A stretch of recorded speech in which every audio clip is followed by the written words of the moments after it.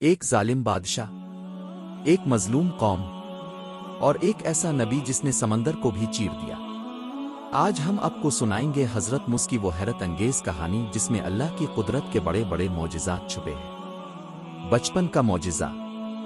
حضرت موسیٰ اس وقت پیدا ہوئے جب مصر کا بادشاہ فرعون بنی اسرائیل پر ظلم کرتا تھا اور ان کے بیٹوں کو قتل کروا دیتا تھا۔ اللہ تعالیٰ نے حضرت موسیٰ کی والدہ کو وحی کی، اس بچے کو ایک صندوق میں رکھ کر دریا میں بہا دو، ہم اسے واپس تم تک پہنچائیں گے۔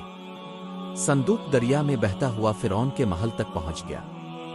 فرعون کی بیوی نے بچے کو دیکھا تو دل نرم ہو گیا اور انہوں نے اسے اپنا بیٹا بنا لیا۔ محل میں پرورش۔ حضرت موسیٰ فرعون کے محل میں بڑے ہوئے، لیکن ان کے دل میں ہمیشہ سچائی اور انصاف تھا۔ وہ جانتے تھے کہ وہ ایک خاص مقصد کے لیے پیدا ہوئے ہیں۔ نبوت کا آغاز۔ ایک دن حضرت موسیٰ کو اللہ نے نبوت عطا کی اور حکم دیا، فرعون کے پاس جاؤ اور اسے اللہ کا پیغام دو۔ حضرت موسیٰ اپنے بھائی حضرت ہارون کے ساتھ فرعون کے پاس گئے اور اسے اللہ کی طرف بلایا، لیکن فرعون نے انکار کر دیا اور تکبر کیا۔ معجزات۔ اللہ تعالیٰ نے حضرت موسیٰ کو بڑے معجزات عطا کیے۔ ان کا عصا سانپ بن جاتا تھا، ان کا ہاتھ روشن ہو جاتا تھا۔ وہ اللہ کے حکم سے معجزات دکھاتے تھے، لیکن فرعون پھر بھی نہ مانا۔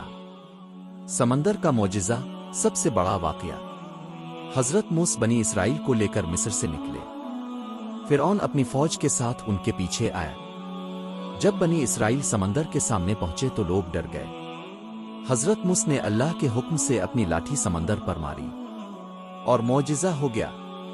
سمندر دو حصوں میں بٹ گیا اور درمیان میں خشک راستہ بن گیا۔ بنی اسرائیل پار ہو گئے، لیکن جب فرعون آیا تو پانی واپس آ گیا اور وہ اپنی فوج سمیت ڈوب گیا۔ اختتام۔